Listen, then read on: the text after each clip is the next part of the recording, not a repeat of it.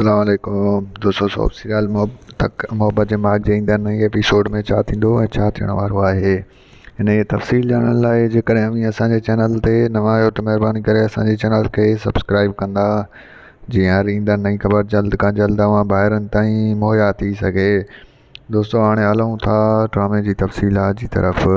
तव्हांखे ॾेखारियो वेंदो त ईंदड़ नई एपिसोड में मुजेरी शहर वेंदो। जी हाँ दोस्तों, तव्हांखे ॾेखारियूं त हू जेको आहे शहर में वञी ऑफिसर सां मिलंदो। ऑफिसर हिन खे ॾिसी हैरान थी वेंदो ऐं ऑफिसर हिन खे चवंदो त जेको आहे सो मां त सम्झो तूं शहर न पुॼी सघंदे, पर तूं त शहर पुॼी वएं, तूं त को वॾो होशियारु आहीं। ऐं उन खां पोइ जेको आहे सो तव्हांखे ॾेखारियो वेंदो त मुजेरी हुन सां सख़्तु गुस्से वारे लहजे सां ॻाल्हाईंदो ऐं तव्हांखे ॿुधायूं त तंहिंखां पोइ जेको आहे मुजेरी जी दिलि आज़ारी थी वेंदी।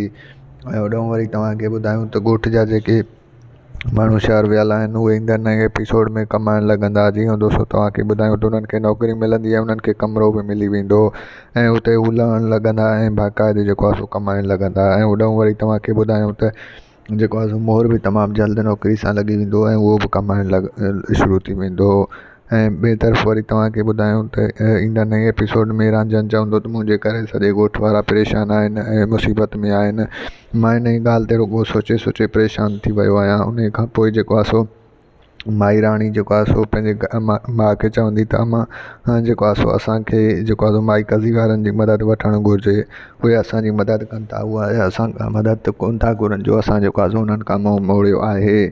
ऐं होॾो वरी तव्हांखे ॿुधायूं त मुजेरी सां जेको आहे सो तव्हांखे ॾेखारियो वेंदो त मुजेरी सां जेको आहे सो ऑफिसर सही न ॻाल्हाईंदो ऐं मुजेरी खे हुन ॻाल्हि जो ॾाढो ॾुख थींदो ऐं चवंदो तूं असांजे ॻोठु आयो, असां हुनजी तमामु घणी जेको आहे सो ख़िदमत कई ऐं हू असां सां ईअं पियो ॻाल्हाए। दोस्तों तव्हांखे मुंहिंजो रिपोर्ट कीअं लॻो कमेंट में पंहिंजो क़ीमती राय ज़रूरु ॾींदा। वठंदासीं, इजाज़त मिलंदासीं हिन वीडियो में। रखंदा पंहिंजो ख़्यालु। अल्लाह हाफ़िज़।